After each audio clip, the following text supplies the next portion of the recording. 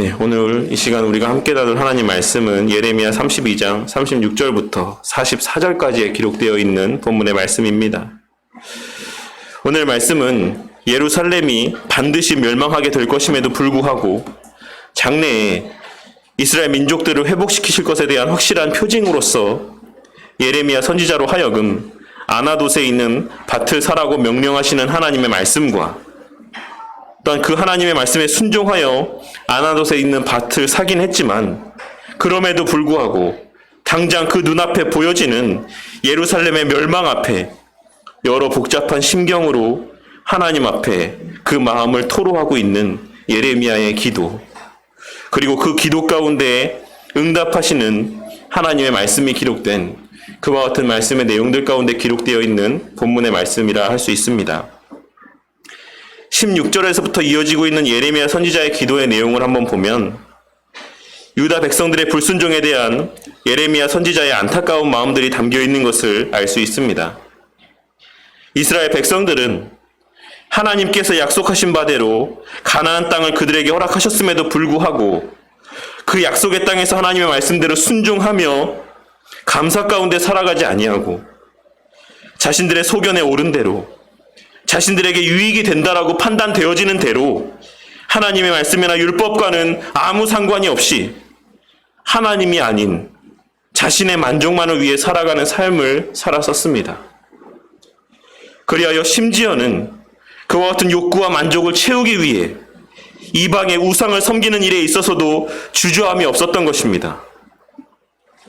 그러자 하나님께서는 그들의 그러한 불순종과 죄악을 그냥 내버려 두지 아니하시고 갈대아인이라고 불리는 바벨론 군대의 손을 이용해 예루살렘을 공격하게 하시고 그로 말미암아 그들에게 사로잡히게 하셨던 것입니다.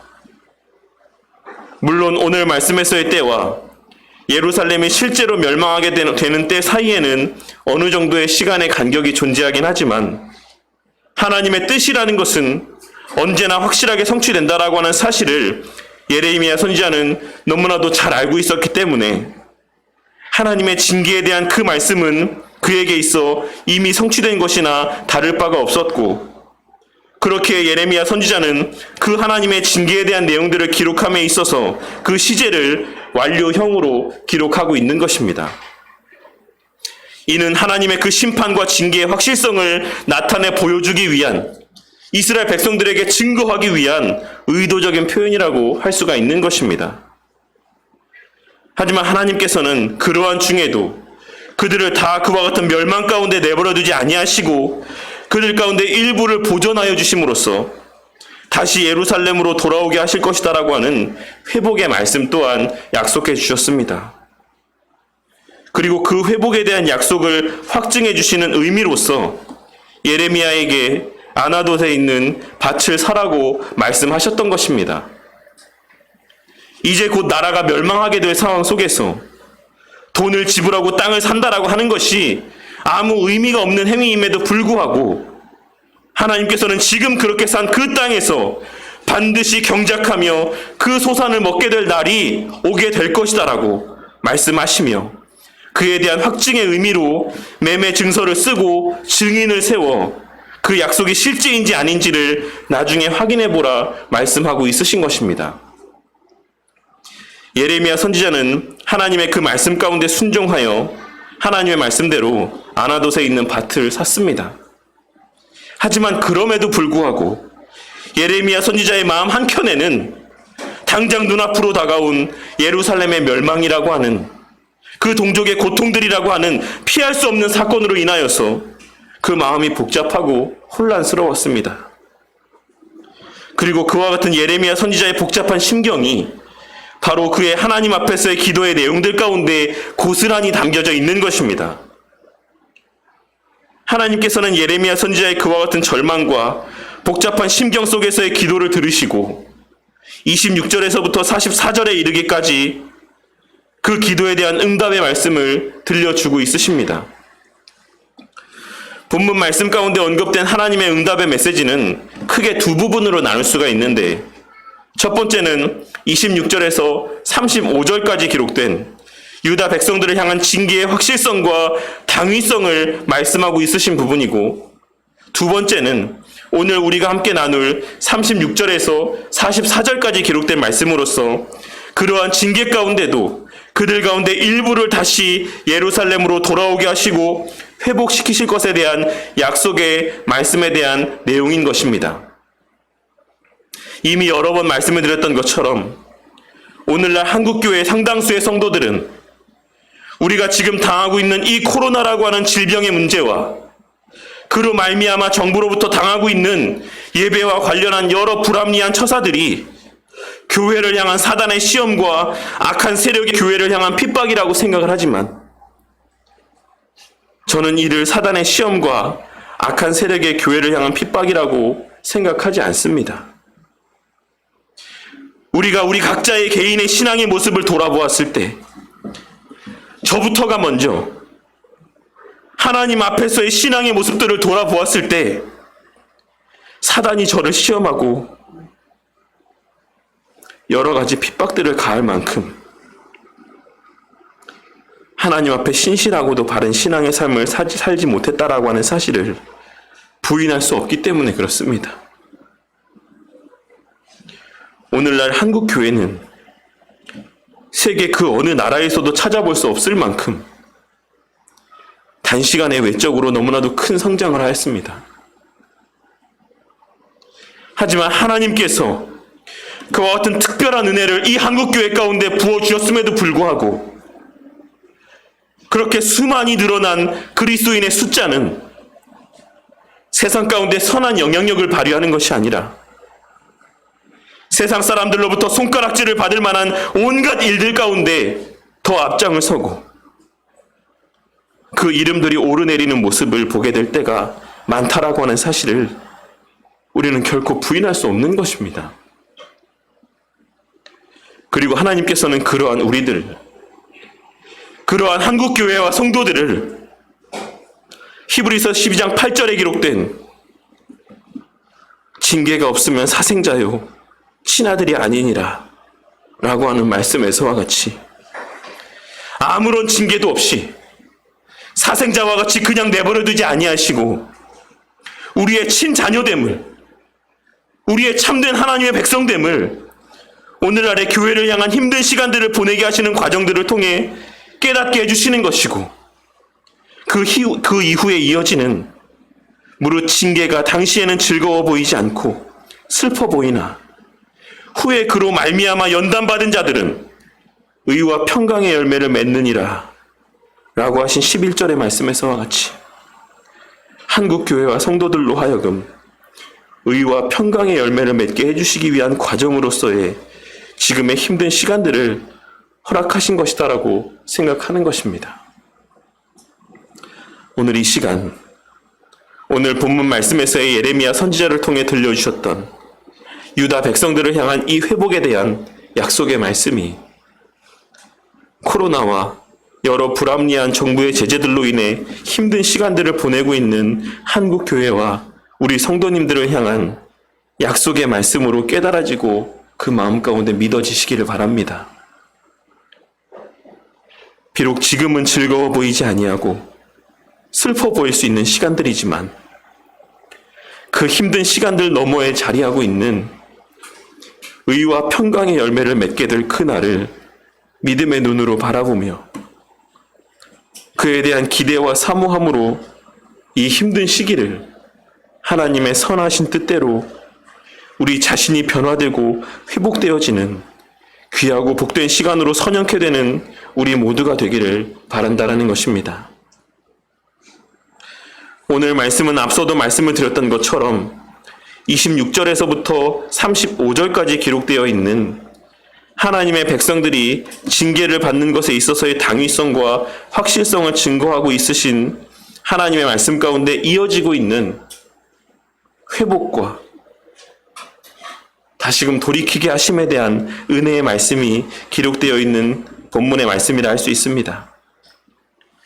하나님께서는 바로 앞절에 기록된 말씀에서와 같이 하나님의 백성들이 징계를 받게 된 것은 하나님께서 명령하신 것도 아니고 하나님께서 뜻하신 바도 아니다라고 분명하게 말씀을 하고 있으십니다.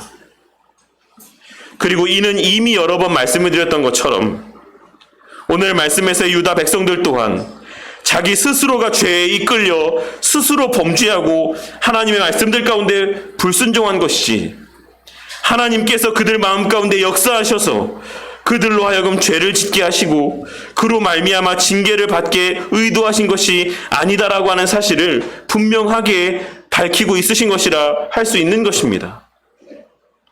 그리고 하나님께서는 그와 같이 스스로의 악한 본성에 이끌려 죄를 범하고 그로 인해 거룩하고 의로우신 하나님으로부터 징계를 받게 된 자들임에도 불구하고 그러한 그들을 그냥 그 징계 가운데 내버려두지 아니하시고 다시 예루살렘으로 돌아오게 하시겠다라고 하는 약속의 말씀을 들려주고 있으신 것입니다. 본문 36절 말씀에 언급되고 있는 칼과 기근과 전염병은 당시 예루살렘에 거하는 백성들이 당하고 있는 고난들로서 바벨론의 무력인 압박으로 인해 당하고 있는 육체적인 고통들과 또한 그로 말미암아 초래된 예루살렘 성 안의 기근, 그리고 그 성이 봉쇄됨으로 인해 발생하게 된 전염병을 의미하는 것이라고 할 수가 있습니다. 그리고 이 칼과 기근과 전염병으로 묘사되는 고통은 동서고금을 막론하고 인간에게 있어 가장 고통스럽게 여겨지는 모습들 가운데 대표적인 모습들이라고 할 수가 있는 것입니다. 하나님께서는 그와 같은 고통 가운데 거하다가 결국에는 바벨론으로 포로로 끌려가는 수치와 고난을 당하게 될 유다 백성들을 향해 37절에 기록된 말씀에서와 같이 모든 지방에서 그들을 모아들여 이곳으로 돌아오게 하여 안전히 살게 할 것이다 라고 말씀하고 있으신 것입니다. 그리고 이어지는 38절에서 의미심장한 말씀을 하고 있으신데, 그것은 바로 그들은 내 백성이 되겠고 나는 그들의 하나님이 될 것이며 라는 말씀입니다. 이는 하나님께서 출애굽기 6장 7절 말씀에서 이스라엘 백성들에게 애굽에서 인도하여 내시겠다라고 하는 약속의 말씀을 주시면서 이미 한번 들려주신 바가 있는 말씀이라 할 수 있습니다.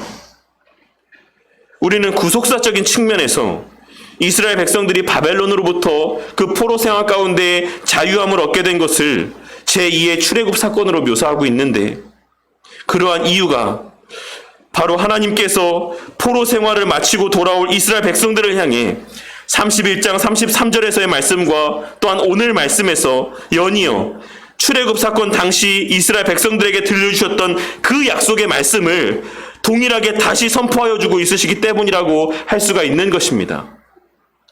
그리고 이어지는 말씀은 그와 같이 하나님의 백성이 되고 또한 하나님께서 그 백성의 하나님이 되셨을 때 그와 같은 자들이 누리게 될 실제적인 복에 대하여 증거하고 있으신 것이라 할 수 있는 것입니다. 그 가운데 첫째로 언급되고 있는 복은 그들에게 한 마음과 한 길을 주시겠다라는 것입니다.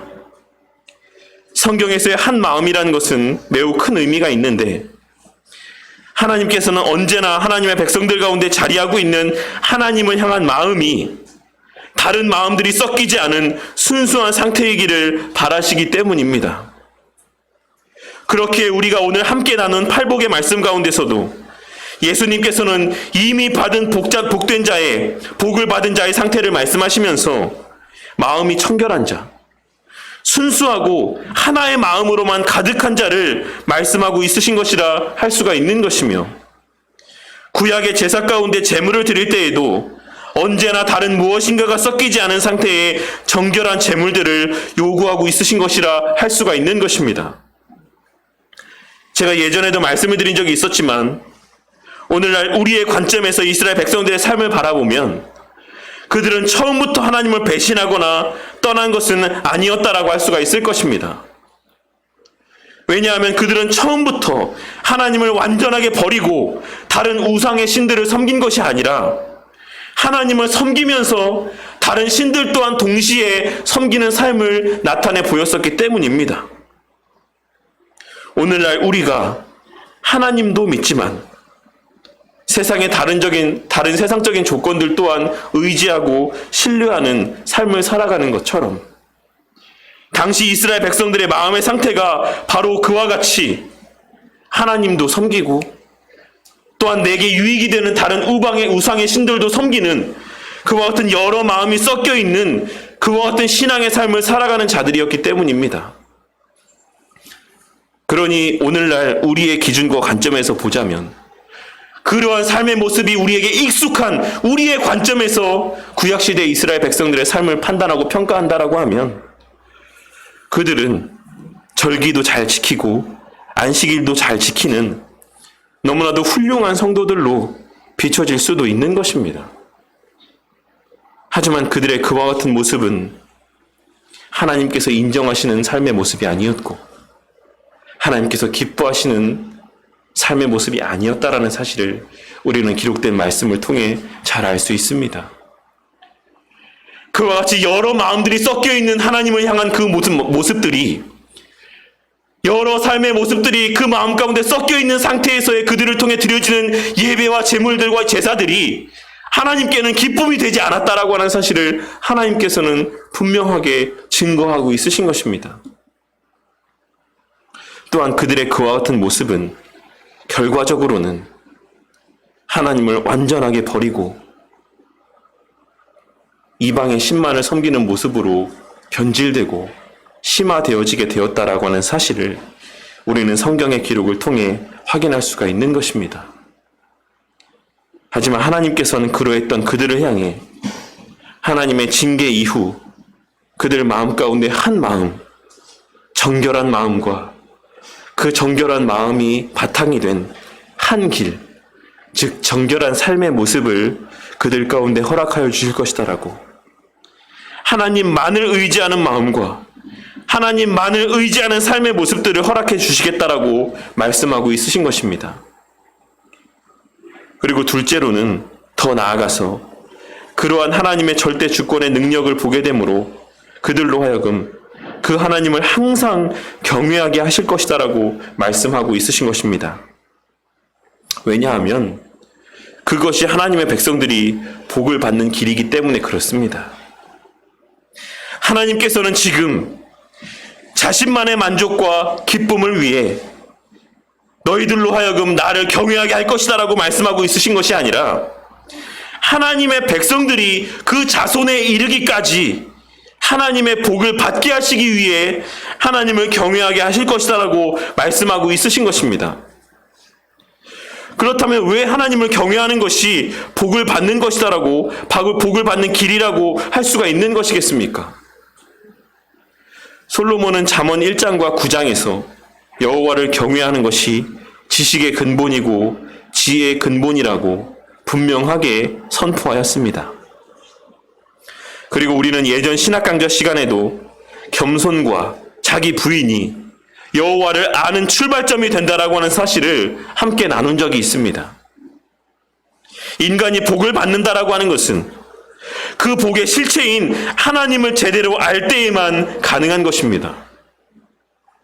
우리가 잘 알고 있는 바와 같이 이 세상의 모든 복의 근원이 바로 하나님이시기 때문에 우리는 그 하나님을 바르게 알을 통해서 복이 무엇인지를 알 수 있게 되는 것이고 그 하나님을 통하여 공급되어지는 복이 무엇인지 또한 알 수 있게 되는 것이며 그제서야 비로소 성경이 말하는 참된 복을 온전히 받아 누릴 수가 있는 것입니다. 그런데 그 복의 근원이신 하나님을 바르게 알기 위해서는 먼저 우리의 자아가 깨어지고 겸손하여져서 하나님을 경외하는 자가 되어야만 하는 것입니다. 우리가 잘 알고 있는 바대로 하나님에 대한 지식과 그 지식으로 말미암는 믿음이라는 것은 오직 말씀을 들음을 통해서만 가능한 것인데 우리가 어떤 사람의 말을 청중하고 귀를 기울이며 듣는다라고 하는 것은 그 사람을 경외하고 그 사람을 신뢰할 때에만 가능한 것이기 때문에 그렇습니다. 만약 우리가 우리 스스로를 자고한다라고 하면 우리 스스로가 더 잘난 사람이라고 잘난 존재라고 인지한다라고 하면 우리가 그 누구의 말 가운데 귀를 기울이는 일이 발생할 수 있겠습니까? 우리가 그 어떤 존재의 말에 귀를 기울이며 그 말들 가운데 순종하는 삶을 살아갈 수 있겠습니까? 우리가 결코 우리 자신을 신뢰하는 그 마음을 내어버리지 않는다라고 하면, 우리 안에 우리를 신뢰하는 그 강팍한 마음이 깨어지지 않는다라고 하면, 결코 하나님의 그 말씀, 하나님 자신을 계시하는 그 하나님의 말씀들은 우리의 귀에 들어오지 않고 우리의 마음 가운데 새겨지지 않는 것입니다. 하나님께서는 그러한 맥락에서 우리에게 하나님을 경외할 만한 하나님의 능력들을 친히 보여주시고, 그와 같은 과정들을 통해 하나님께서 들려주시는 말씀의 내용들을 신뢰할 수 있게 해주시고, 그와 같은 신뢰 가운데 귀 기울여 듣는 하나님의 말씀으로 말미암아 복의 근원 되시는 하나님을 알게 하시고, 그 하나님과 교제하게 되는 복을 그들뿐 아니라 그들 자손들에게까지 누리게 하실 것이다라고 말씀하고 있으신 것입니다. 그리고 셋째로는 그들을 떠나지 아니하고 그들과 영원한 언약을 세우시겠다라고 말씀하고 있으십니다.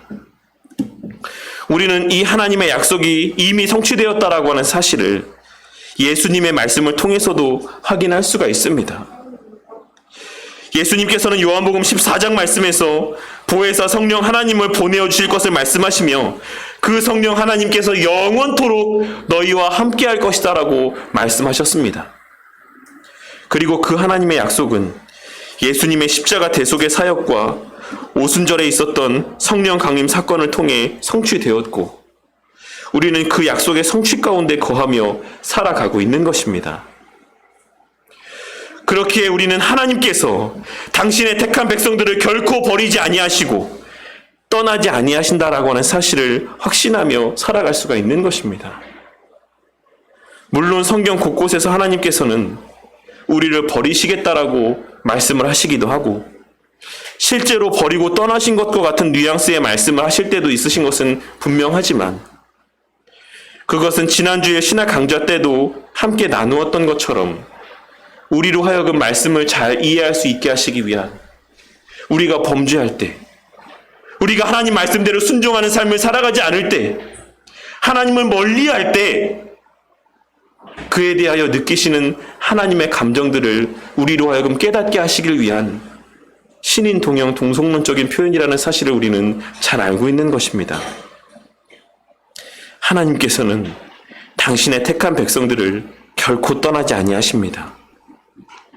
그리고 그와 같은 하나님께서 결코 우리를 떠나지 아니하신다라고 하는 그 사실은 우리로 하여금 부도덕하고 비윤리적인 삶을 살게 만드는 것이 아니라, 어차피 우리를 떠나지 아니하실 것이니까 마음껏 죄를 지어도 된다라고 생각하는 그와 같은 잘못된 신앙의 방향으로 우리를 이끄는 것이 아니라, 본래 부도덕하고 비윤리적인 우리를 회개하며 하나님께 나아가게 만드는 근거가 된다라고 하는 사실을 우리는 깨달아야지만 될 것입니다. 우리가 아무리 우리의 죄된 본성으로 인해 넘어지고 쓰러진다 할지라도, 그러한 우리를 향해 사단이 아무리 정죄하고 하나님 앞으로 나아가지 못하게 만들고 하나님으로부터 멀어지게 만들려 한다라고 할지라도, 그 하나님께서 우리를 결코 떠나지 않으시겠다라고 하는 그 약속으로 말미암아, 그 언약으로 말미암아 우리는 그 언약을 근거로, 그 하나님의 약속들을 근거로 또 눈물로 회개하며 복의 근원 되시는 우리 하나님 앞으로 나아갈 수 있는 것입니다. 오늘 말씀에서 하나님께서는 우리에게 그런 복을 줄 것이다. 그 어떤 상황 속에서도 다시금 나에게 나올 수 있는 그 근거를 제공해 줄 것이다. 그 발판을 내가 너희에게 제공해 줄 것이다라고 말씀하고 있는 것입니다. 그러니 그 어떤 넘어짐 속에서도 그 내가 제공한 그 굳건한 발판을 딛고 다시금 나에게 나아오라 라고 말씀하고 있으신 것이라 할 수 있는 것입니다. 그리고 마지막으로 우리 또한 하나님께서 친히 우리에게 허락하신 하나님을 경외하는 마음으로 인해 하나님을 떠나지 않게 하시겠다라고 말씀하고 있으십니다. 이는 두 번째 언급한 복의 결과적인 모습으로서 우리에게 허락하신 궁극의 복이라고 할 수가 있을 것입니다. 하나님께서는 하나님 스스로도 우리를 떠나지 아니하시겠지만, 우리 또한 억지로, 어쩔 수 없이 하나님 곁에 붙어있게 하시는 것이 아니라 우리에게 하나님의 능력을 보여주시고 하나님의 살아계심을 보여주시고 하나님의 우리를 사랑하심을 또한 보여주시고 깨닫게 하심을 통하여서 우리 또한 자발적으로 하나님 곁에 머물게 하여 주실 것이다라고 말씀하고 있으신 것입니다. 마지못해서가 아니라 하나님께서 머물러 있으라고 하시니까 어쩔 수 없어서가 아니라 정말로 하나님의 신실하심을 믿기 때문에 하나님의 절대 주권을 인지하고 확신하기 때문에 그 하나님께서 나의 아버지 되심을 그 마음 가운데 진정으로 믿기 때문에 자발적으로 그 하나님 곁에서 떠나지 않게 해주시겠다라고 말씀하고 있으신 것입니다.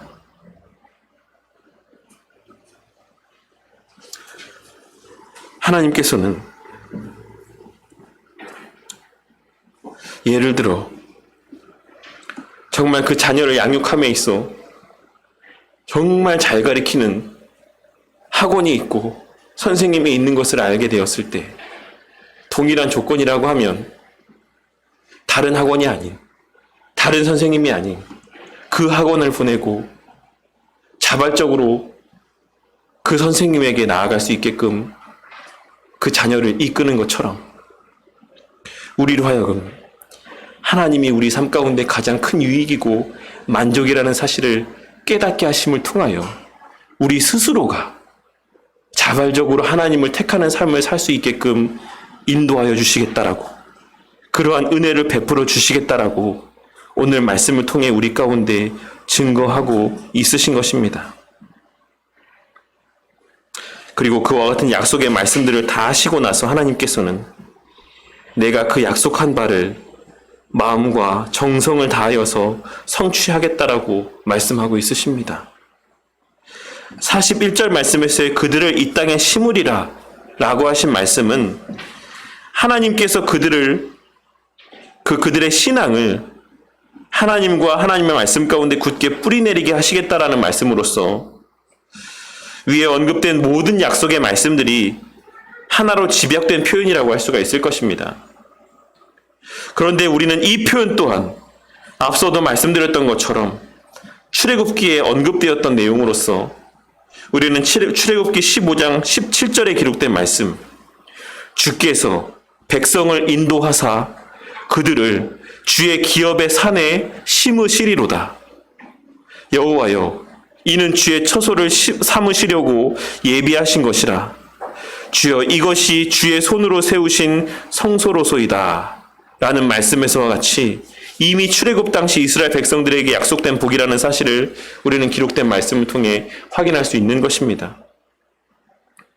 하나님께서는 이스라엘 백성들로 하여금 하나님께 소망을 두고 뿌리 내린 삶을 살게 하심으로 결코 하나님을 떠나가지 아니하고 시편 1편 3절에 기록된 말씀인 그는 시냇가에 심은 나무가 철을 따라 열매를 맺으며 그 잎사귀가 마르지 아니함 같으니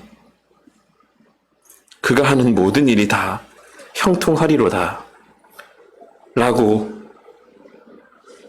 기록된 말씀에서의 나무와 같이 하나님께 뿌리를 내리고 심겨짐으로 때마다 시마다 하나님으로 말미암는 영육간의 복을 받아 누리게 하실 것이다라고 말씀하고 있으신 것입니다.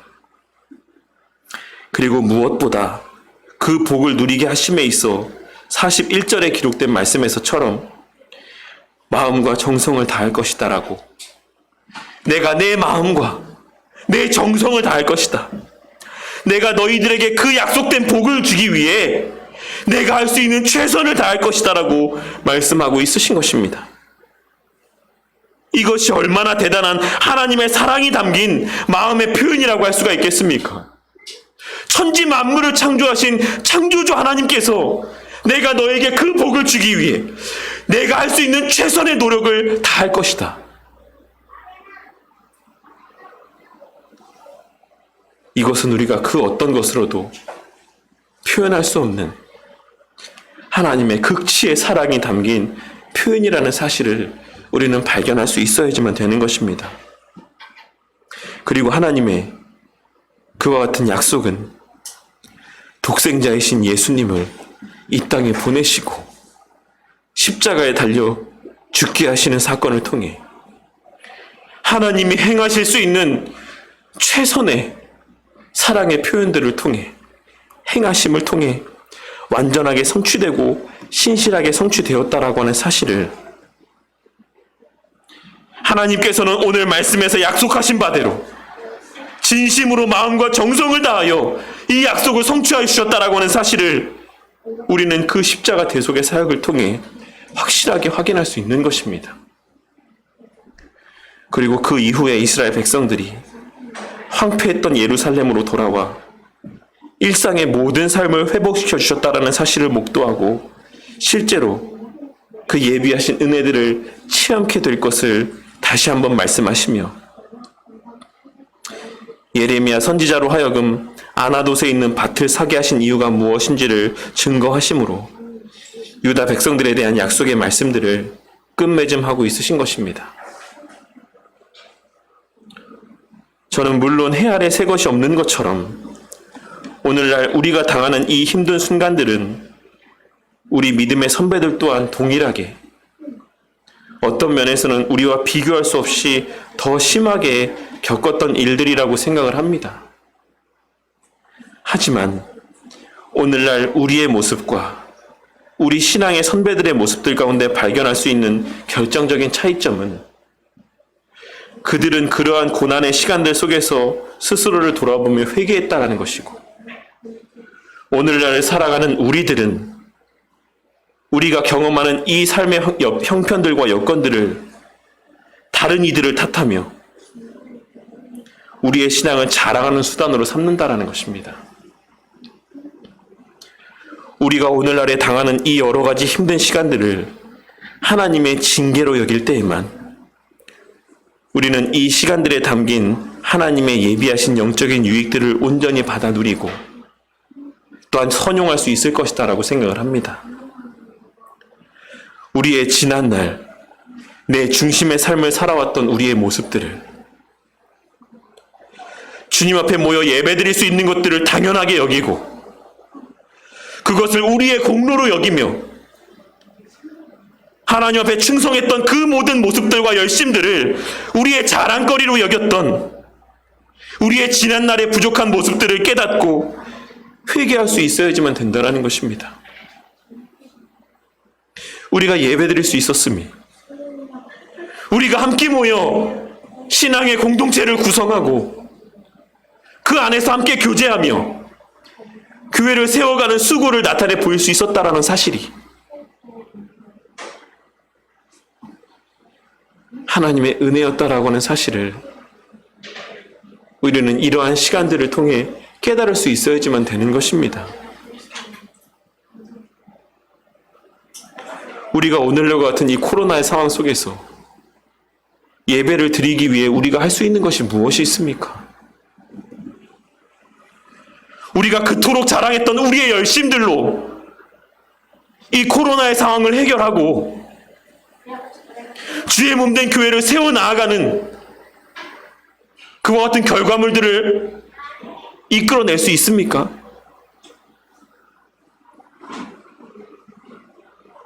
하나님께서 이 코로나라고 하는 정말 지극히 눈에 보이지 아니하는 작은 질병 하나를 우리 가운데 허락하여 주셨음에도 우리는 마음껏 예배드리지 못하고 마음껏 성도들과 교제하지 못하고 교회들은 날로 그 힘이 빠져가며 우리의 신앙이 흔들려가는 그러한 상황을 직면하게 되었다라고 하는 사실을 우리는 깨달아야지만 되는 것입니다. 오늘 말씀을 통해 우리에게 허락된 가장 큰 복의 궁극의 실체가 우리가 하나님의 백성이 되었다라는 사실과 그 하나님께서 우리를 생명의 샘이신 우리 주님 곁에 심어주신 것이다라고 하는 사실을 다시 한번 깨닫게 되는 은혜가 있길 바라겠습니다. 우리가 그 생명샘으로 나아가 그 그 생명샘 곁에 자리한 것이 아니라 주님께서 우리를 그 시냇가 곁에 심어주셨기 때문에 그 마르지 않는 샘으로 인해 우리가 영적인 풍성한 은혜를 받아 누리며 살아올 수 있었다라고 하는 사실을 깨닫고 고백하는 우리 모두가 되기를 바란다라는 것입니다.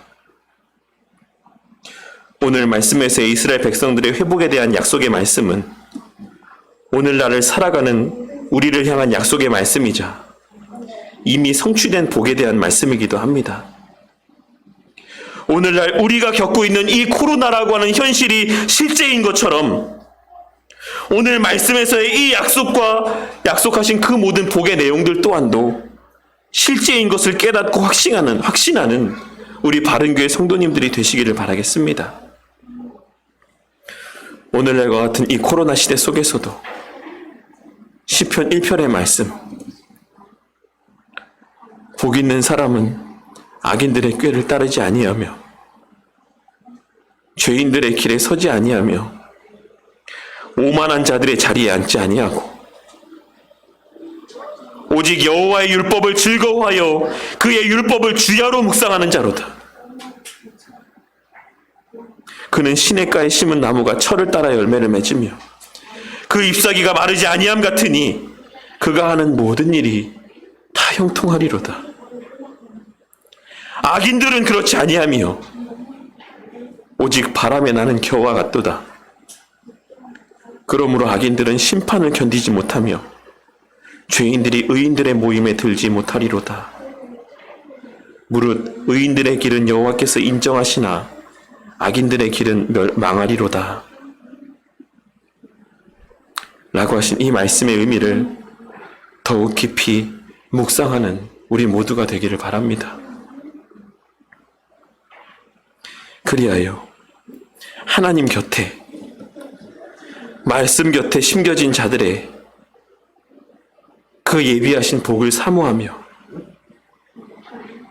그와 같은 복을 다시금 마음껏 누릴 수 있게 하실 그날에 대한 소망 가운데 우리의 지난날의 잘못과 과오들을 회개하고 이 시기를 통해 하나님께서 예비하신 복을 더욱 온전히 받아 누리고 충만히 만끽할 수 있는 깨끗하고 순전한 그 그릇으로 연단되어지는 복된 시간들로 이 시기들을 선용하는 지혜로운 자들이 되기를 주님의 이름으로 간절히 축원합니다.